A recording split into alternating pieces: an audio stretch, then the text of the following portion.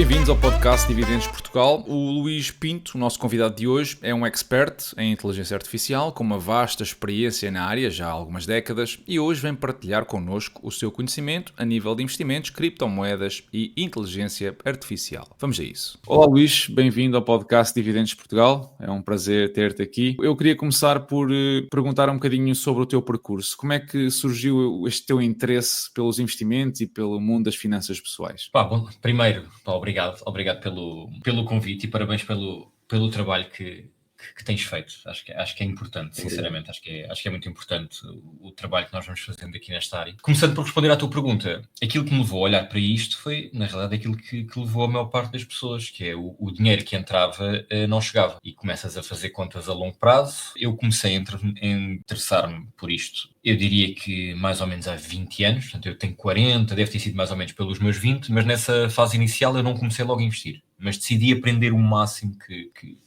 era possível. Comprei N livros, li umas dezenas, se calhar, de livros, mas o objetivo foi muito: como é que eu consigo arranjar aqui mais uma fonte de rendimento? Porque eu, desde que comecei a trabalhar, mais ou menos há 22, 23 anos, eu sempre tive 2 trabalhos. Foi muito raro na minha vida só ter um trabalho. Tenho quase sempre 2 fontes de rendimento. A questão era como é que eu conseguia arranjar aqui uma terceira que não me roubasse propriamente muito tempo dentro daquele horário de trabalho normal, né? Ali entre as 8 da manhã e as 8 da noite, que era quando eu fazia os meus 2 trabalhos. Como é que eu conseguia ter aqui uma terceira fonte, em que no limite eu não olhava para ela, mas que me desse alguma coisa? Como eu não tinha capacidade de comprar casas para as pôr a render, fui pesquisar pelo resto, porque o normal, aquilo que as nossas famílias muitas vezes dizem é: quando tens dinheiro, compras mais uma casa e depois a render. É muita mentalidade aqui de Portugal e pode fazer muito sentido, mas para mim não fazia de um ponto de vista financeiro. Então comecei a ver, ok, então mas onde é que está o dinheiro? E eu, na altura, foi também na fase em que comecei a trabalhar em bancos. Eu fiz a maior parte da minha carreira no setor financeiro, banca, economia, seguros e por aí fora. Então onde é que está o dinheiro? O dinheiro está aqui, então eu tenho que perceber como é que funciona este lado.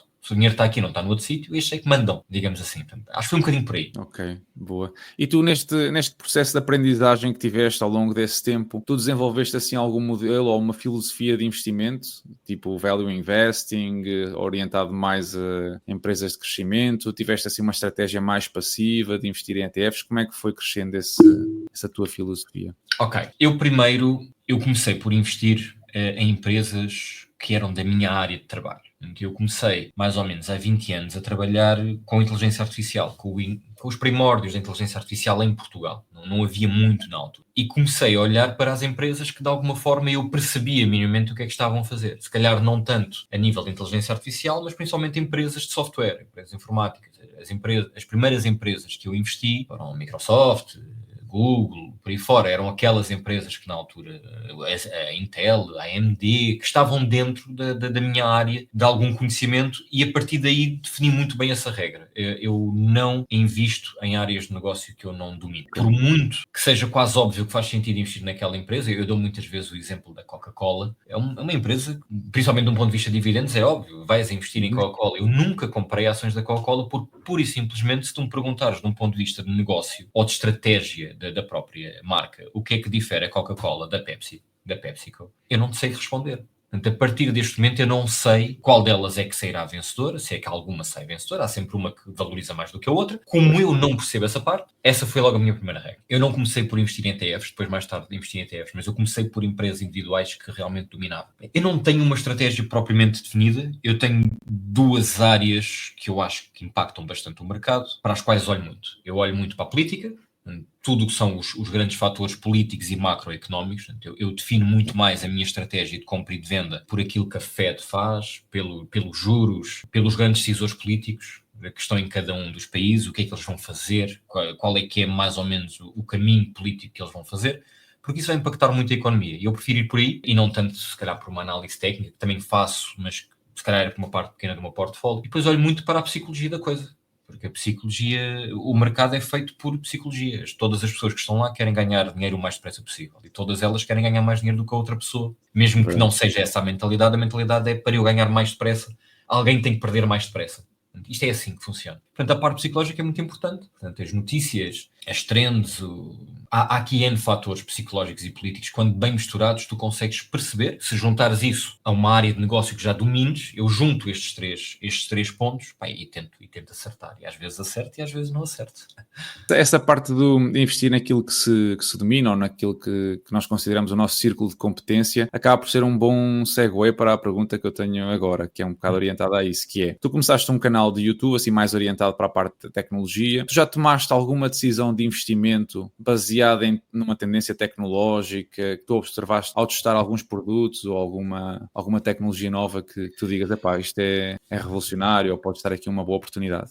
Deixa-me ver. Assim, de alguma coisa que venha do meu canal, e só para dar aqui algum contexto às pessoas que não conhecem o meu canal começou por ser de análise muito crua e dura de videojogos. E porquê? Porque eu trabalhei em videojogos. E, portanto, como era uma coisa que eu adorava e trabalhei para 2 empresas americanas de videojogos, pensei, epá, porque é que não faço aqui uma coisa um bocadinho diferente, uma coisa não tão de entretenimento, mas mais a falar sobre videojogos. E foi isso que fiz. No entanto, fazer uma análise de um videojogo pode demorar 80 horas só para tu fazer o jogo todo. Eu não tinha esse tempo. Então, muito rapidamente shiftei para algo que era mais fácil de analisar, que era tecnologia. Uma pessoa demora 1 hora para analisar um rato, demora 80 horas, ou 70, ou 20, ou 30 para analisar um jogo. A diferença é bastante grande. Eu não estou a ver, assim, nenhum momento em que tinha comprado ações por causa de alguma coisa extraordinária que eu tenha visto a partir do meu canal. A maior parte, se calhar, das empresas, imagina, a Samsung evoluiu muito de um ponto de vista de inteligência artificial e fazia sentido para mim ou não olhar para esta empresa.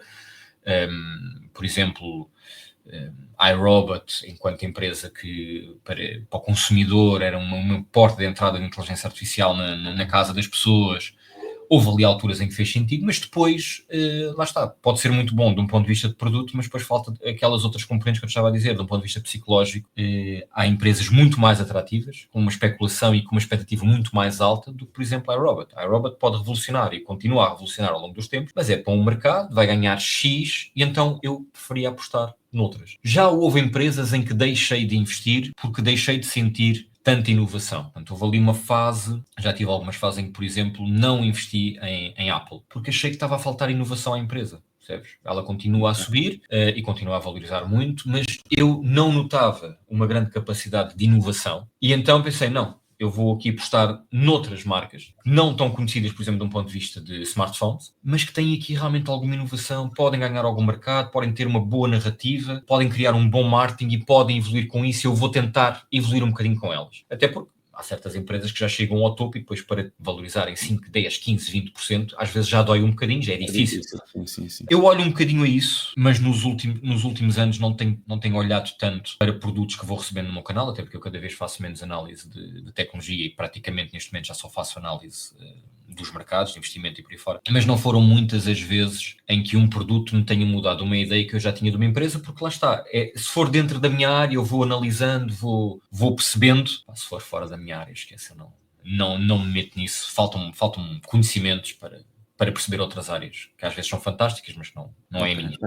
Faz sentido. Tu falaste aí no tema da inovação. Uma área que tem apresentado imensa inovação, para aí nos últimos 5, 6 anos, é a área das criptomoedas, em coisas em coisas muito dispares, como NFTs e assim. Eu sei que tu já tiveste investimentos, ou que tens investimentos em cripto, não sei de NFTs como é que é a tua posição. Qual é a tua experiência a lidar com este tipo de ativos, de investimentos, em NFTs, em criptos e assim? Como é que tem sido até agora? Eu aqui tive um bocado de... Eu tenho alguma sorte nesse aspecto. Porquê? Eu tenho uma empresa com um sócio e esse meu sócio é um dos maiores peritos de blockchain em Portugal.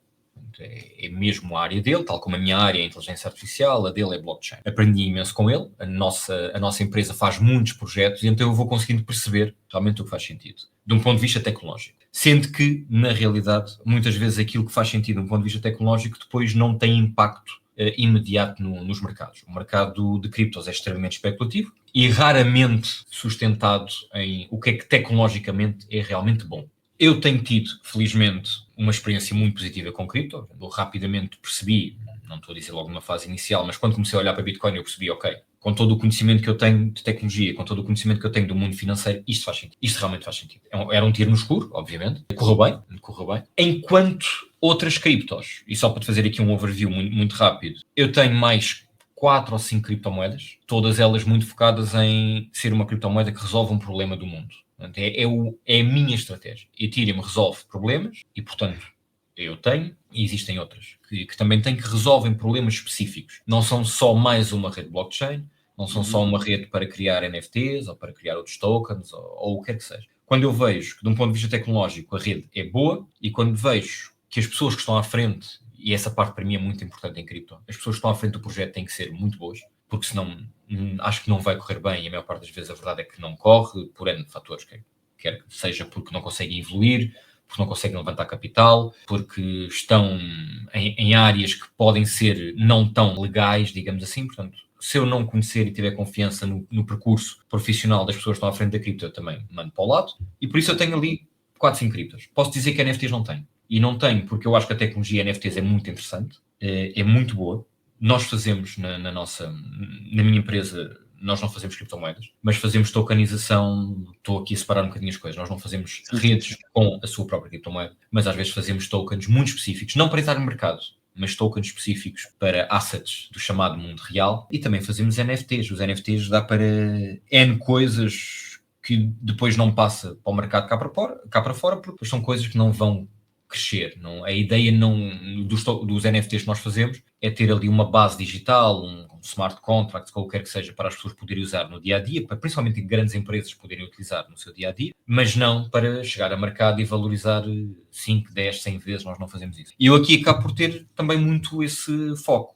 Bitcoin, sim, porque, óbvio, 3 ou 4 outras criptomoedas que resolvem problemas principalmente do mundo empresarial, e depois o resto não toco. Não toco porque acho que é um risco que neste momento eu não quero ter. Ou seja, que na prática a atratividade dos projetos se baseia muito nesses 3 critérios, não é? Nas pessoas que estão a liderar os projetos, na tecnologia, se é relevante e se é disruptiva de alguma maneira, e depois da utilidade prática que ela tem no mundo real, não é? São 3 critérios muito importantes. É isso. Para mim, isso é o fundamental. Nesse sentido, qual é a tua opinião, por exemplo, sobre a Web3? Tu achas que representa uma verdadeira evolução da internet, ou acaba por ser uma tendência passageira com muito hype e pouca utilidade prática? A Web3 está com muito hype. E com muito hype vem muito dinheiro, vem muito investimento, muita coisa bem feita, muita coisa mal feita. Isso é sempre assim. A Web3, para mim, não vai acabar com a Web2. Eu gosto de deixar isso bem claro. Há muita gente que diz, e no limite eles têm razão e eu estou errado, e eles dizem que a Web3 vai acabar com a Web2. O conceito da Web3 acaba com o conceito da Web2. Eu acho que não é possível. Acho que não é possível, não é por uma questão de tecnologia em si, é porque a Web2 está sedimentada em gigantes com os quais tu neste momento não consegues viver se eles não estiverem no ativo de alguma forma. Esses gigantes não vão permitir a descentralização que o Web3 leva como sua grande bandeira, né? Vão existir cada vez mais projetos do Web3. Eu vejo pela minha empresa, que é uma empresa pequena, mas nós fazemos muitos projetos Web3. A tendência está cá, vai continuar a existir, faz sentido, vai aumentar. Agora, acabar com o Web2... Não, a Web2 vai evoluir por si próprio, vai absorver N características da Web3. A Web3, no limite, vai ser esmagada porque do outro lado há muito mais dinheiro, e isso é importante. Qualquer evolução ou qualquer revolução tecnológica tem que ter dinheiro, e se não tiveres mais dinheiro do que do outro lado, a coisa é complicado. A própria tendência de consumo das pessoas vai se manter muito em Web2, e as pessoas é que alimentam a internet e os grandes gigantes. Para além de que o mundo empresarial vai querer coisas específicas do Web3, e nós fazemos, mas a grande maioria do mundo empresarial vai continuar a querer muita coisa, mais o Web2 do que propriamente o Web3.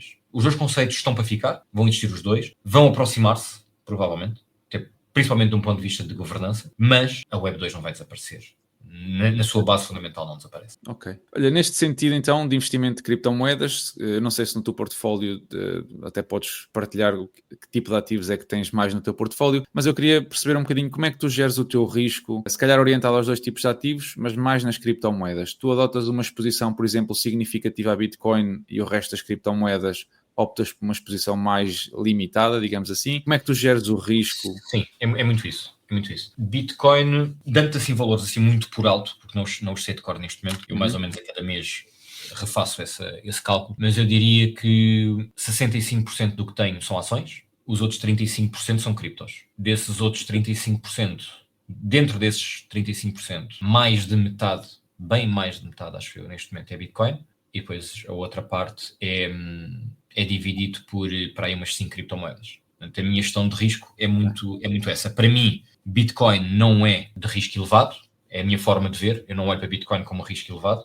olho para Bitcoin como volátil, mas uma coisa é a volatilidade, outra coisa é o risco, pelo menos na minha forma de percepcionar as coisas. E, portanto, como não olho para Bitcoin enquanto risco elevado, eu diria que o meu risco elevado está ali em 10% do meu portfólio, 15, 12, 13% do meu portfólio, que são essas criptomoedas, que eu acho que dentro do mundo das criptomoedas são os que têm menos risco, mas têm mais risco teórico do que qualquer outro ativo que eu tenha no meu portfólio. Ok, faz sentido. Como é que tu vês então os investimentos em ativos mais tradicionais como o ouro ou os metais preciosos, esse tipo de coisas? Tu és apologista ou ficas completamente à margem de... Para o meu estilo, e aqui depende muito do meu estilo, eu não faço esse tipo de investimentos. Não tenho ouro, não tenho metais preciosos, aliás, não tenho commodities, por N motivos, e vou-te ajudar aqui muito rápido. Primeiro, não domino. Se me perguntares porque é que o azeite cresceu para o dobro ou para o triplo no último ano, eu vou tentar procurar. Há questões políticas, há N questões, mas consegui antecipar isso? Não, porque não estou dentro da área e, portanto, depois de acontecer eu vou ver e percebo, ok, isto tocou nisto e foi isto que aconteceu, mas se eu não consigo antecipar, se não está na minha área, eu não tenho. Ouro é um caso muito específico, ouro é realmente o melhor ativo de segurança, digamos assim. Portanto, tu queres guardar o teu dinheiro numa altura de queda, vais para o ouro, mas eu não faço isso. Eu prefiro mudar para outras áreas em vez de ficar no ouro à espera. Mas eu consigo fazer isto. Porquê? Primeiro porque eu tenho a facilidade de... O meu trabalho é feito sentado em frente a um computador e à minha volta estão para aí 5 ecrãs. Portanto, eu, como posso trabalhar em casa, consigo ter, mesmo enquanto estou a trabalhar, eu consigo ver o que é que está a acontecer no mercado. E isso permite-me tomar assim algumas decisões muito rápidas, que já estão pré-definidas. Eu acho que uma das... ou pelo menos é algo que para mim faz sentido. Eu não tento adivinhar o mercado. Adivinhar o mercado é complexo. Consigo adivinhar muitas vezes o mercado a longo prazo ou a médio prazo, mas a curto prazo não consigo adivinhar o mercado e duvido que alguém consiga. Mas para todos os momentos em que eu não adivinho o mercado, eu tenho que ter já o planeamento feito. Se isto acontecer, eu vou reagir desta forma. Então eu consigo reagir dessa forma enquanto estou a trabalhar, coisa que a grande maioria das pessoas não tem essa sorte. Ou trabalha na rua, ou trabalha no escritório, ou o que é que seja, ou tem turnos completamente diferentes e não o consegue fazer. Eu nesse aspecto tenho sorte. Ao ter sorte, eu consigo reagir mais depressa. Para reagir mais depressa, eu não utilizo tanto estes ativos de refúgio, digamos assim. Então eu não compro commodities, não compro ouro. Percebo, acho que faz sentido. Quando o mercado está a subir, eu estou a navegar a trend. Quando o mercado está a descer, normalmente eu espero para ver qual é que é o melhor momento. Obviamente, às vezes não acerto. Vejo qual é que é para mim o melhor momento de acumular. Acumulo, portanto eu não comprei ouro. Aliás, eu falo muito com a minha comunidade e aquilo que eu lhes digo é, há uma parte significativa, se calhar ali sempre a rondar os 15, 20% do dinheiro que eu tenho para investir, que na realidade não está investido em nada. Está só à espera. E de repente há uma ação que eu gosto bastante, mas que no espaço de uma semana cai 10% por algum motivo, eu vou pegar numa porcentagem desses 15, 20% que está ali parado à espera e vou comprar. Certo. Pronto. E é assim que eu vou fazendo a coisa. Por isso eu não uso muito estes ativos de refúgio, mas lá está, é por estas variáveis todas. Se eu se calhar não conseguir estar em frente aos monitores que estou, se calhar havia uma altura em que eu dizia, aí o mercado está a cair, toca a vender tudo, metem ouro e a esperar. Certo. Sim, depende muito do perfil da pessoa que está a investir, não é? Como é que tu vês isto dos ETFs de criptomoedas? Há um ETF de Bitcoin, ou vários, aliás. Já há ETFs de Ethereum. Existe por aí um ETP de Solana, que muito provavelmente vai tornar-se um ETF também. Tu achas que isto é uma tendência que vai continuar? Nós vamos ter ETFs de criptomoedas, digamos, quase a pontapé, entre aspas? Ou como é que tu vês? Não achas que vai um bocadinho contra aquilo que é a ideologia, por exemplo, de Bitcoin? Claro, sim, vai muito contra, mas a partir do momento em que isto dá dinheiro, não há contra nada ao qual tu consigas ir. Quer dizer, o mercado financeiro mete a pata, como eu costumo dizer, e nós temos que nos adaptar a isso. O ETF de Bitcoin permitiu que N empresas possam investir em Bitcoin que antigamente não podiam, porque antigamente investir em Bitcoin era considerado, vamos supor, pela administração dessa empresa como um ativo de enorme risco e, portanto, não entra na constituição, digamos assim, nos fundamentos da empresa, então não dá para investir. Mas agora, como é um ETF, da BlackRock, da VanEck, do que quer que seja, baixa-se o risco, portanto, a empresa analisa o ETF de Bitcoin como um ativo mais baixo, apesar de, na realidade, estamos a falar aqui de um ETF de 1 para 1, mas é um ativo regulado e, portanto, é mais baixo. E a partir daí essas empresas começam a investir. Portanto, tens que surfar a onda. Tens que perceber que há uma altura, e é bom sinal, há uma altura em que certos projetos de cripto vão entrar ou vão ser sugados, digamos assim, para o mundo financeiro que nós conhecemos, que é mais regulado, onde obviamente acontece também muita falcatrua, acontece muita corrupção, acontece muita lavagem de dinheiro, mas onde, apesar de tudo, não é tanto como em cripto. 95% dos projetos de cripto não estão feitos para as pessoas ganharem dinheiro, estão feitos para a pessoa que o criou ganhar dinheiro e depois desaparecer. Porque estamos a falar, nós enquanto estamos aqui a falar há 15 minutos ou há 20, quantas criptomoedas é que não foram criadas nestes 20 minutos? Isto é completamente absurdo. Eu espero que não haja uma selva, digamos assim, de ETFs de criptomoedas, mas espero, sinceramente, que algumas criptomoedas de grande valor para empresas, para o mundo real, digamos assim, se possam tornar de alguma forma em ETFs. Eu espero que exista, se calhar, entre este ano e o próximo, também vai depender aqui um bocadinho, principalmente aqui de algumas mudanças da Fed, eu espero mesmo que, se calhar, no fim deste ano, possamos ter um ETF bem consolidado, vários fundos a ter um ETF sobre ali o top 5, top 6 de altcoins, por exemplo. Okay. E isso vai permitir, porque isso dá confiança à tecnologia. Quer dizer, tu E tens um traz investidor super tradicional, também, chega ao ETF de Bitcoin e no limite aquilo que ele tem que questionar é, ok, eu nunca olhei para isto, mas se a BlackRock neste momento tem bilhões disto, alguma coisa isto é. Quer dizer, isto já não é só fumo, já não é só um código digital, uma coisa que não existe, que não é palpável. Não, há aqui um fundamento. Porque senão um grande fundo, ou estes grandes fundos, não perderiam tempo a fazer isto. Eles viram que há um fundamento para vamos tirar este ativo do investidor de criptomoedas tradicional, no limite sou eu e tu, e vamos disponibilizar isto para os grandes governos, para as grandes empresas, para outros grandes fundos, vamos criar um ETF disto. Eles perceberam que havia caminho, e há caminho. Eu espero que isto continue, sinceramente. Na prática, criaram um sistema onde é legal investir, ou tornou-se legal investir num produto financeiro que de alguma forma é ali um intermediário entre o investidor e a criptomoeda, sem a dificuldade muitas vezes de ter que fazer ali a custódia, que é o mais difícil nestes casos, para quem está a dar os primeiros passos. É o que afasta não só as pessoas que estão muito no início, mas também as pessoas que já são investidores há 40 anos e agora não querem saber como é que funciona uma carteira.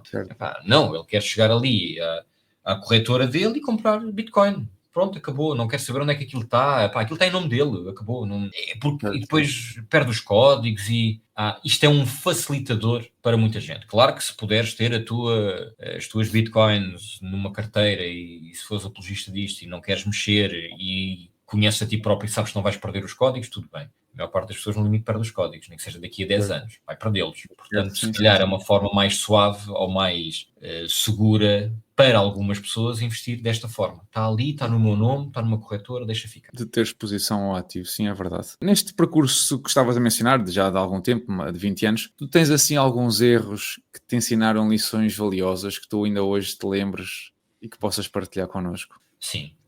Há aqui alguns, vão quase todos bater na mesma tecla. Eu acho que a maioria das pessoas, e eu não fujo a essa regra porque também me aconteceu a mim, e acredito que a maior parte das pessoas seja isso, muitas vezes os teus erros não são erros por falta de conhecimento tecnológico ou do negócio, ou quer que seja. Muitas vezes os teus erros são falta de paciência. Eu acho que isto é fundamental. Tu, quando não tens paciência, vais cometer erros porque vais tentar ganhar mais depressa. E tentar ganhar mais depressa às vezes funciona, e comigo já funcionou bem muitas vezes, mas também já funcionou mal. E depois o dinheiro fica ali no vermelho durante demasiado tempo que eu não quero. A falta de paciência é a lição que eu dou como número 1 a qualquer pessoa. Qualquer pessoa que venha falar comigo e diz, Luís, como é que eu duplico o meu portfólio em 5 anos, ou como é que eu fico milionário em 5 anos, eu digo, possível é, mas a probabilidade de tu perderes tudo é maior do que a de ficares milionário, porque tu vais ter que arriscar muito para em 5 anos multiplicares por 10 o teu portfólio. É possível. Já houve anos que me correram muito bem, houve anos em que eu dobrei o meu portfólio, as coisas correram bem, mas há anos que não correm. E ou tu arriscas muito e podes perder mesmo muito, ou então há aquela porcentagenzita de pessoas que realmente conseguem. Aquilo que eu costumo dizer é, eu já perdi, ou já fiquei, não é perder dinheiro, eu já fiquei muitas vezes com o dinheiro bloqueado no vermelho por falta de paciência. E é um erro que eu já não cometo de há uns anos para cá. Aprendi, como toda a gente tem que aprender, aprendes com a dor, né? Mas aprendi isso. E também aprendi a não investir no que não conheço. Numa fase inicial, investi no que conhecia, depois tentei abrir ali durante uma fasezita e percebi, não, eu tenho que criar uma regra para mim próprio que é, se eu não domino esta arte, então eu não vou investir. Não vou investir. Okay. Não é... Nem vale a pena sequer eu perder o meu tempo a tentar perceber uma arte que eu no meu dia-a-dia do trabalho não assimilo, então eu vou assimilar o meu dia-a-dia do trabalho, o conhecimento que o meu trabalho já me dá, vou juntar isto mais umas horas de investigação semanal nestas empresas, das quais eu já sei porque trabalho com elas, e vou ser especializado nisto. Claro que eu aqui também tenho sorte. Eu trabalho numa área que está em enorme expansão. Inteligência artificial, tecnologia, blockchain, Certo. eu tive sorte. Se calhar se eu trabalhasse em restauração, se calhar dominava a restauração, mas se calhar tinha que fazer um portfólio completamente diferente. Em vez de ter um portfólio de crescimento, se calhar era um portfólio de dividendos. Empresas Unilever, Johnson Johnson, McDonald's, Coca-Cola, Pepsi, com essas coisinhas todas, que dão bons dividendos, não têm um crescimento tão grande, e eu tinha que virar a minha estratégia para aí. Eu adaptei a minha estratégia ao meu dia-a-dia, à minha pessoa e ao conhecimento que eu já tiro das minhas horas de trabalho. Se eu trabalho 8, 9 horas numa certa área, então eu vou deixar este conhecimento completamente de lado, esta vantagem que eu posso ter para ir investir numa área que vou ter que estar a estudar à noite, não é execuível. Faz sentido. Passando do investimento para a questão mais do trading, gostavas a falar agora de querer investir e recuperar o dinheiro rápido, muitas vezes, ou tentar dobrar o portfólio de forma rápida, muitas vezes isso acaba por acontecer e as pessoas voltam-se mais para o trading, porque é se calhar uma das ferramentas mais fáceis de entender e para dar os primeiros passos que têm assim disponíveis. Eu sei que tu fazes também trading, ou usas uma metodologia. Tu podias partilhar connosco quais é que são os teus ativos favoritos para operar e que indicadores é que tu usas mais ou menos como critérios de entrada e saída das posições? Olha, assim, de forma muito simples, o trading que eu faço, eu já fiz mais trading do que agora, também por uma questão também de alguma disponibilidade, de algum tempo. A minha empresa e o canal acabam por me absorver muito. E tu, para fazeres trading, eu quando faço trading a entrar e a sair a 2, 3 horas. Eu entro, eu tenho que sair ao fim de 2, 3 horas. A ideia é muito esta. Porque às vezes é possível, às vezes não é. Às vezes saio ao fim de 10 minutos, já deu para sair. A minha estratégia de trading é ganhar por volume. Portanto, imagina, eu fazer 50 transações num dia, na qual em cada uma delas a ganhar 0, qualquer coisa por cento. E vou fazendo assim. E ao fim do dia ganho X, porque fiz 40 e tal transações, 50 transações, consegui abrir e fechar e ganhei em todas elas uma porcentagem. Obviamente que depois tenho níveis de suporte, a partir daqui é quando eu começo a entrar, a partir daqui é quando eu começo a sair. Normalmente eu olho também muito para a psicologia da coisa, vejo como é que o gráfico está, como é que o dia está, como é que esteve o pré-market, é muito importante, vejo algumas notícias e consoante isso, tento prever que, olha, esta ação hoje, em princípio, deverá subir. Mas eu só faço isto com ações em que eu possa dizer assim, não é com 100% de certeza, porque isso não existe, mas com alguma certeza. Em que eu diga assim, olha, eu acho que esta empresa hoje vai subir, vou fazer trading com ela. Mas olha, a empresa não subiu, hoje desceu. Eu achava que isto ia subir 2% ou 3% e desceu 3% e eu agora estou aqui com o dinheiro no vermelho. Não há stress, porque é uma ação que eu acredito que amanhã, depois da manhã, quando quer que seja, vai recuperar. E só preciso de recuperar até onde eu comprei, mais um bocadinho eu volto a sair. Chegou ao ponto em que eu comprei, mais 0, qualquer coisa por cento. Tiro, porque faço em volume. As ações estão sempre para cima e para baixo. Eu olho muito para indicadores como o RSI, como médias a 30 dias, médias a 60 dias, as médias a 30 e a 60 dias, mais para eu ver, olha, esta semana, ou hoje, ou amanhã, ou depois da manhã, isto, em princípio, vai subir. Posso não acertar logo no dia à primeira, mas isto, em princípio, vai subir esta semana. Agora, depois é uma questão de entrada e saída com RSIs. RSIs a 4 horas, tu consegues perceber se está a ser muito comprado, está a ser muito vendido, está acima, está abaixo, vais percebendo a coisa, vais entrando e vais saindo. Certo. Mas isto é uma porcentagem muito pequena no meu portfólio. É a porcentagem onde, olha, se o dinheiro ficar aqui parado, ficou. Agora, eu só faço isto é com empresas que eu acredito que, olha, hoje entrei e de repente isto caiu, está no vermelho, não antecipei isto, houve uma notícia qualquer. Não há stress. Daqui a 2, 3, 4, 5 dias, uma semana, 2 semanas, a coisa entra. Eu faço N vezes isto com a Tesla. A Tesla está sempre a subir e descer, aos 5% por dia, 3% por dia. Há dias em que eu acerto e esses 5% que a Tesla fez, como obviamente não são seguidos, são com altos e baixos até fazer os 5%, eu se calhar faço 7, 8, depois há outros que dizem que eu acho que vou fazer 2, 3 e a Tesla desceu 10. E eu estou ali uma semana com o dinheiro ali empatado, fico à espera, porque mais do que isto, obrigava-me a passar demasiado tempo a analisar demasiadas coisas e eu não tenho tempo a fazer. Eu tenho que ajustar a minha estratégia ao meu tempo. Se eu estivesse a fazer trading com 100% do meu portfólio, então eu aqui ia jogar de outra maneira. Estou a fazer com uma porcentagem muito pequena, é aquela porcentagem de que, olha, comprei Tesla 300 e isto baixou para 280. E estou em perda. Não faz mal. Eu até gosto de Tesla. É uma empresa que eu acho que vai subir. Estou a dizer Tesla como podia ser Google, Microsoft, Meta, Amazon, todas aquelas empresas da minha área que eu acho que ao longo do tempo vão subir. A Nvidia, a ASML, vão subir. Em teoria vão subir ao longo do tempo. Portanto, é esperar. Olha, fiquei no vermelho. Enganei-me. Não há stress, eu espero. Ok. Tu tens uma plataforma assim favorita onde fazes estas operações? Ou é diferente, se calhar, da plataforma ou da corretora que tu usas para os teus investimentos mais a longo prazo, digamos assim? Ou usas a mesma para ambas? Não, bem, eu uso 3 plataformas, basicamente. Tenho as coisas divididas por 3 plataformas. Tenho na XTB, tenho na Freedom 24 e tenho na eToro. Dependendo do ativo com o qual eu vou fazer trading, eu muitas vezes aquilo que vejo é qual é que é a comissão mais baixa entre cada uma delas. Eu tenho um bocadinho de dinheiro, aquela porcentagem que eu disse está parada, eu tenho um bocadinho em cada uma dessas corretoras e depois vou gerindo a coisa. Se eu quiser comprar uma criptomoeda, obviamente não a vou comprar. Mesmo que seja um ETF Bitcoin, obviamente não vou comprar na eToro, as comissões são demasiado altas. Vou comprar se calhar na XTB. Ou vou comprar na Freedom 24. São as 3 que eu uso, existem outras, não... Okay. Acho que tu tens aqui meia dúzia delas que acima de tudo, se tu quiseres uma coisa muito trading, muito rápido, muito scalping, que lhe quiseres chamar, tu tens de ter uma plataforma que seja rápida, que te dê dados rápido e que tenha comissões muito baixas, porque repara, se eu, aqui na minha estratégia, cada um tem a sua, na minha estratégia, se eu estou a comprar para vender quando tenho 0,20%, então na realidade eu quero a comissão mais baixa que houver, que é para não começar muito baixo. Eu quero, porque uma ação subir e descer 0,1%, 0,2%, está sempre a acontecer, está sempre a subir e descer, só tem que apanhar o momento certo. Agora, se entro numa corretora que me faz uma comissão de 1%, então aí não faz sentido eu sequer fazer isto. Sim, estou a pagar 1% para ir buscar 0,2%, 0,20%, não dá. Certo. Tu achas que é fácil, pronto, tu falaste aqui em ações, eu não sei se tu fazes o mesmo, por exemplo, com criptomoedas e assim, onde há muito aqueles esquemas do pump and dump, estavas a falar há bocadinho dos rug pulls, esse tipo de coisas. Tu achas que é fácil detectar essas coisas quando estão a acontecer através da análise técnica, ou é algo para o qual tu não olhas muito e focas-te mais em ações? Olha, eu não perco muito tempo a fazer análise técnica para criptos. Eu faço alguma análise técnica para ações e junto a minha análise técnica com a minha análise fundamental. Isto para dizer que, enquanto ações, é aquilo que eu costumo dizer, e posso estar certo ou errado, como sempre, a análise fundamental diz-me qual é que é a ação na qual eu vou investir. E a análise técnica diz-me quando é que eu vou investir. Okay. Portanto, a análise fundamental diz-me, estas são as empresas. A análise técnica diz-me, é agora, é daqui a uma semana, é quando for. Em criptomoedas, a análise técnica para mim não faz provavelmente sentido, a menos que estejamos a falar das 4, 5, 6 mais consolidadas. Todas as outras, esquece. Para analisar esses esquemas que tu estavas a falar, eu não faço análise técnica. Agora, dizem-me assim, Luís, esta criptomoeda disparou 10, 20, 50 vezes de ontem para hoje. Logo aí começa a ficar nervoso, começa a achar que é demasiado.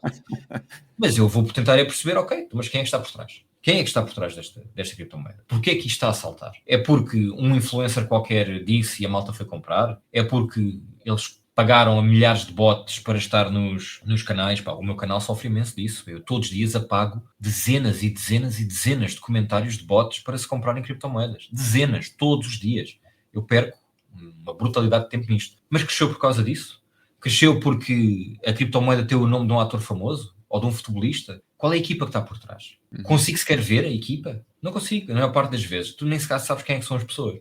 Tu quando vês uma criptomoeda que está impressa, mas tu vês as pessoas, vês o LinkedIn das pessoas, essas pessoas vão falando no LinkedIn, vão falando em redes sociais, tu ainda ficas ok. Isto pode correr mal, mas ao menos está aqui qualquer coisita. Estas pessoas vão em eventos. Olha, esta equipa esteve no Token Dubai, whatever, tanto faz. Agora, aparece-te um token, dispara 50 vezes, porque se chama whatever, CR7. Não sabes quem é que está por trás. Não tens fundamento nenhum. Olhas para o white paper, aquilo foi comprado a uma empresa que faz auditorias e tu vês que aquilo foi comprado. Olhas para o tokenomics, vês que aquilo foi o ChatGPT que fez. Não tem sentido nenhum.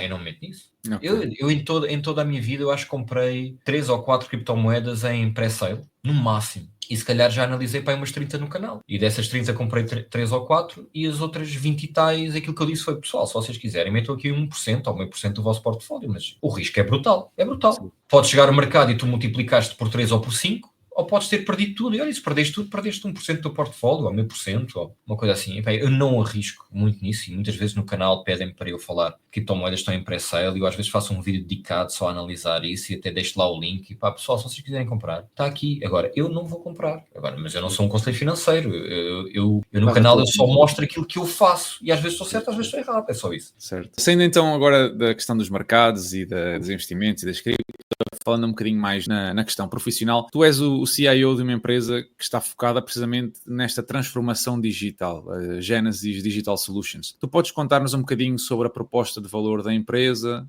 E aquilo Claro. qual é o objetivo dessa iniciativa? Olha, esta empresa foi criada pelo meu sócio e eu juntei-me logo a seguir. Foi criada com o foco de aproveitar estas tendências tecnológicas, principalmente do blockchain, que era a área dele, e eu depois juntei-me para juntar a área da inteligência artificial. Claro que fazemos muitas outras coisas, nós fazemos e-commerce, fazemos sites, fazemos muitas outras coisas, porque não podemos... O mercado português também não permite que estejamos só completamente focados nestas duas áreas, mas nós neste momento posso dizer que somos 100 pessoas, 98, 99, 100, 101, andamos sempre por aí. Somos uma empresa com 6 anos. Estamos cada vez mais focados, tanto no número de pessoas como até a nível de faturação, cada vez mais a percentagem de inteligência artificial tem vindo a subir. O que é que nós normalmente fazemos? Quando é blockchain, quase sempre lá para fora, não para Portugal, mais lá para fora. Coisas que tenham a ver com certificados digitais, identidade digital, tokenização de um ou outro ativo, ou então simplesmente o desfragmentar dos dados por N nós. É mesmo fazer aquelas redes, é descentralizar os dados, é isso que nós fazemos para as empresas. Em termos de inteligência artificial, nós aí acabamos por fazer um bocadinho tudo. Temos pessoas nas mais diferentes áreas, vamos desde a inteligência artificial tradicional, que vai prever tudo e mais alguma coisa, vai prever uma doença, vai prever uma ruptura de estoque, vai prever uma falha numa fábrica, vai prever o que é que aquele juiz vai dar como decisão naquele processo em tribunal. Há N coisas que, com bons dados, conseguimos prever. E isto é o machine learning puro e duro, é o que eu faço há 20 anos, é prever coisas, para ver se uma pessoa vai pagar consegue ou não pagar um crédito, com uma boa análise de risco, estar sempre a analisar, prever o que é que a pessoa vai comprar daqui a 3 meses, tendências de consumo, prever que vem aí o chocolate do Dubai, estás a ver o que foi, ok, como é que eu consigo fazer com que os meus clientes comprem chocolate do Dubai antes da trend chegar aqui, que é para não ficarem sem stock. Certo. Pronto, é muito esta previsão. Depois temos uma outra parte de inteligência artificial na nossa empresa, que é mais aquela AI generativa que agora é o que está na moda, que é como é que eu ponho bots, como é que eu ponho agentes a comunicarem comigo, a informarem ou a fazerem coisas que eu lhes peça. Nós temos um produto muito focado nisso, em ajudar fazer com que seja um acelerador, digamos assim. Qualquer empresa chega aqui e diga, olha, eu preciso de um agente que me ajude com questões de RH na minha empresa, ou questões de IT, ou analisar leis, produzir documentos, essas coisinhas todas. E nós criamos esses agentes para estas empresas. A ideia é muito esta.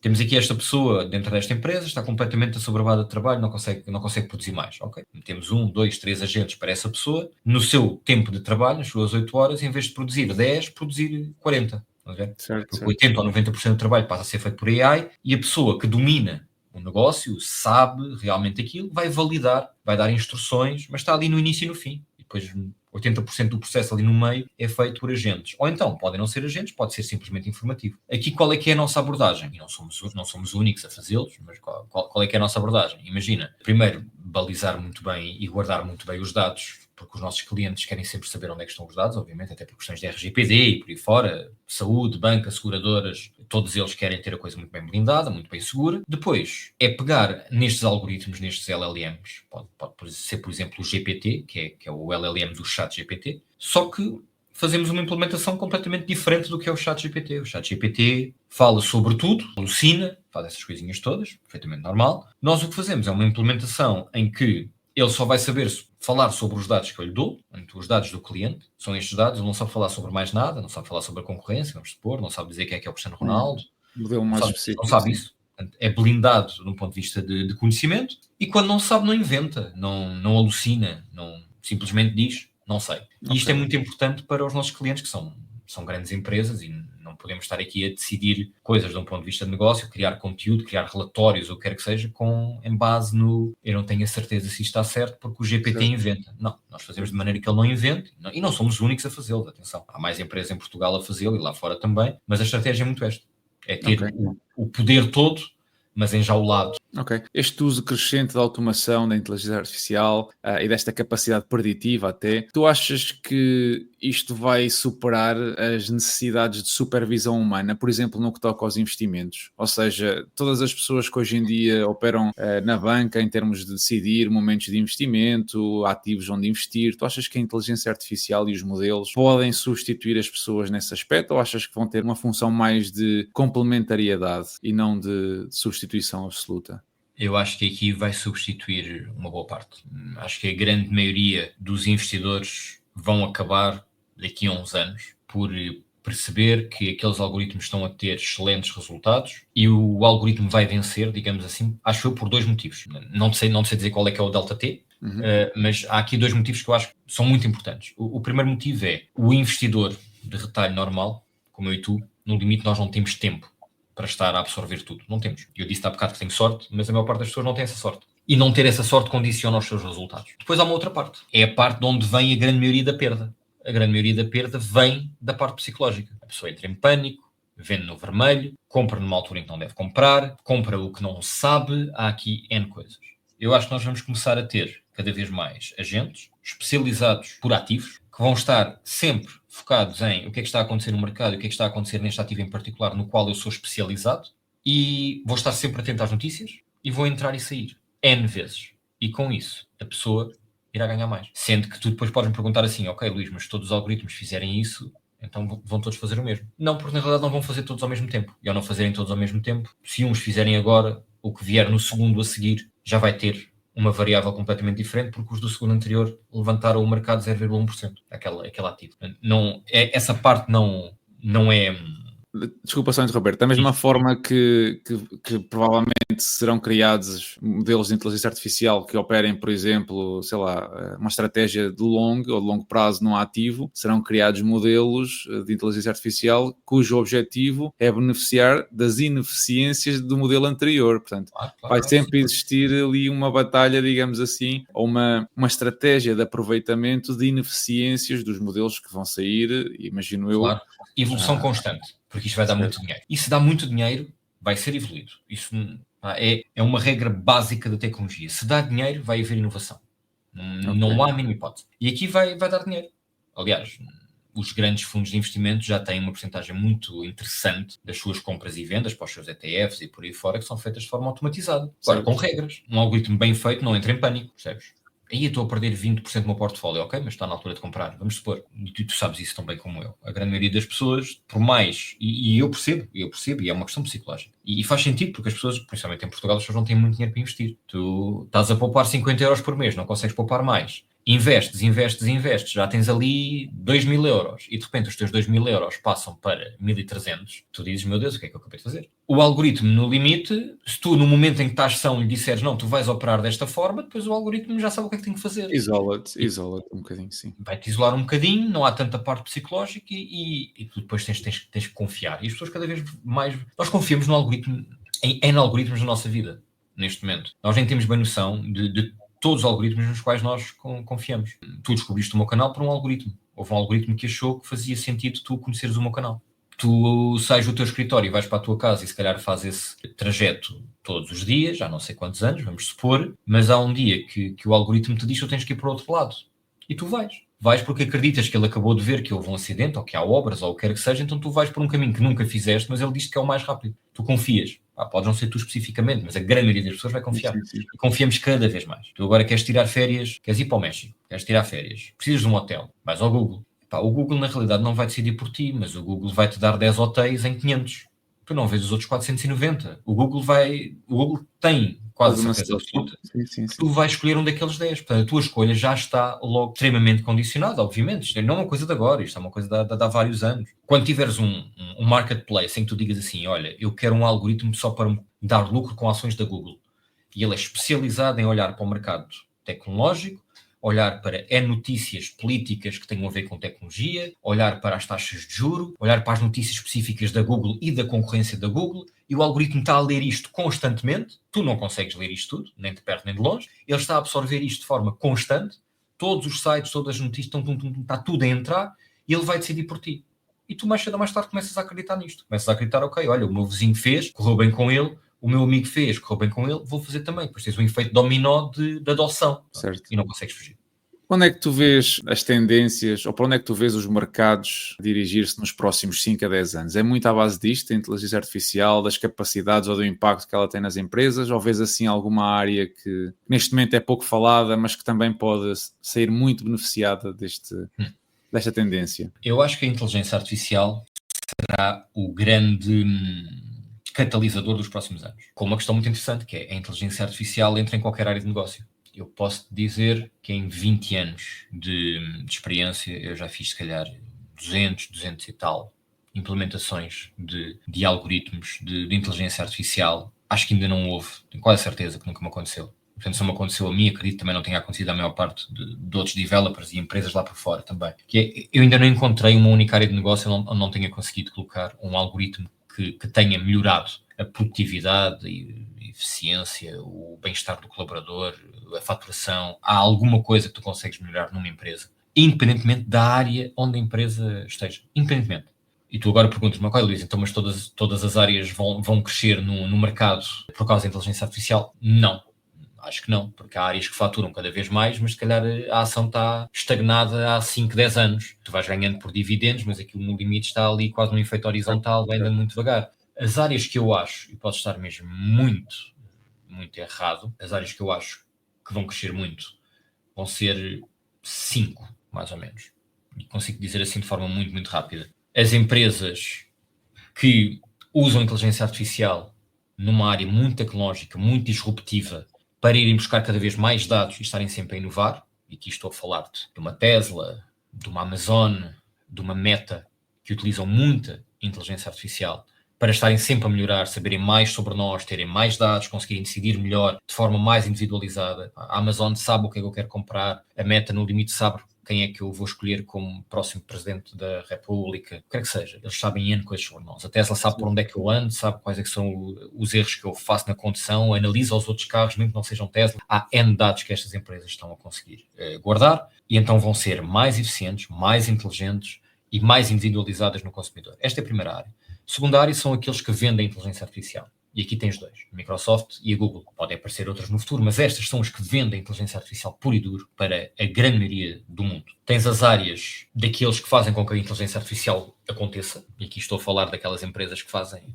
os chips, que fazem as máquinas, que fazem os chips, portanto, uma NVIDIA, uma AMD, uma Intel, uma ASML, uma Broadcom, são empresas que estão dentro de um grupo que eu acho que vai crescer. Nem todas saíram vencedoras, mas acho que este grupo vai crescer, e vai crescer muito, acho eu. Temos a área da segurança, a área da cibersegurança vai aumentar bastante. Eu tenho falado, tal como falei no canal da NVIDIA e do salto que a NVIDIA provavelmente iria dar, e eu próprio não... Eu disse que a NVIDIA ia subir bastante, que achava que a NVIDIA ia subir bastante, não estava à espera do salto que deu, foi muito rápido, foi mais depressa do que eu estava à espera. Falei, por exemplo, exatamente sobre a Palantir, segurança, área militar, inteligência artificial, decidir de forma muito rápida, com dados muito bons, com insights muito bons. Isto vai estar na ordem do dia para a área militar, mas também mesmo para o governo, decidir com cada vez mais dados, melhores dados, ter mais insights. A última área que eu acho que vai crescer bastante é a área da saúde. Acho que vamos ter aqui meia dúzia de grandes empresas no mundo que vão pegar em muita inteligência artificial, vão olhar muito para o teu código genético, para a tua tendência, o que é que o teu código genético te diz, o que é que tu vais ter no futuro. E esta é uma área que acho que ainda vai demorar aqui um bocadinho, e vai demorar um bocadinho não porque a tecnologia não exista, porque já existe, mas vai demorar um bocadinho porque é preciso dados, tens de ter dados. Para conseguires prever que doença é que eu vou ter daqui a 20 anos, Certo. quando tiver 60, eu já preciso ter dados de pessoas que passaram por aquilo que eu irei passar. Olha, o Luís tem aqui uma tendência que, na grande maioria das pessoas, ao fim de 20 anos deu isto. Então tu precisas ter, vamos supor, dados de 20 anos. Precisas ter os dados da pessoa, como é que ela era 20 anos antes de aparecer a doença. Isto demora, mas eu acho que nós chegaremos a uma altura, existem grandes especialistas na área que dizem que nós, daqui a mais ou menos 10 anos, teremos a tecnologia para curar qualquer doença. Eu até acredito que possamos ter a tecnologia. Acho que se calhar tão cedo não vamos ter o estudo suficiente para ver quais é que são os efeitos secundários. Ok, eu posso curar qualquer cancro, mas se depois nasce um terceiro braço a uma pessoa porque eu lhe mudei o código genético, então não. Então vão ter que ser feitos N testes ao longo dos anos, vai demorar. A tecnologia vai chegar rapidamente, a assinatura, digamos assim, para a podermos usar vai demorar um bocado. Mas eu acho que se calhar nos próximos 15, 20 anos nós vamos deixar de comprar medicamentos que reagem a algo que nós já temos e vamos passar a comprar saúde. Tu vais comprar saúde, que é uma coisa que nós atualmente não fazemos. Área da prevenção, talvez já mais preventiva, uma coisa desse Vai género. ser muito preventivo. Vai ser, olha, o teu código genético diz-te que tu poderás ter isto. Ok, então eu vou começar já aqui a consumir esta saúde, digamos assim, que vai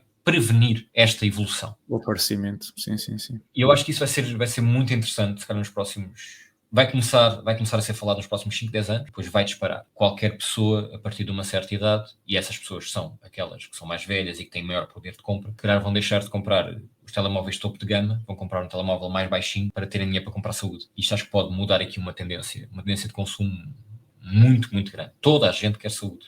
toda a gente. Não, são bons pontos, sem dúvida, para nós deixarmos aqui quem nos está a ouvir a pensar um bocadinho sobre isto e se calhar investigar mais a fundo algum que se sinta mais identificado. Olha, nós antes de terminar, nós estamos mesmo a terminar, eu queria só dar-te aqui um espaço para tu falares sobre onde é que as pessoas te podem encontrar, sobre as tuas redes sociais, onde é que tu estás e assim ser mais acessível o contacto contigo. Ok. Onde as pessoas me podem ver mais, onde eu sou mais ativo, é no meu canal no YouTube, Luís Pinto.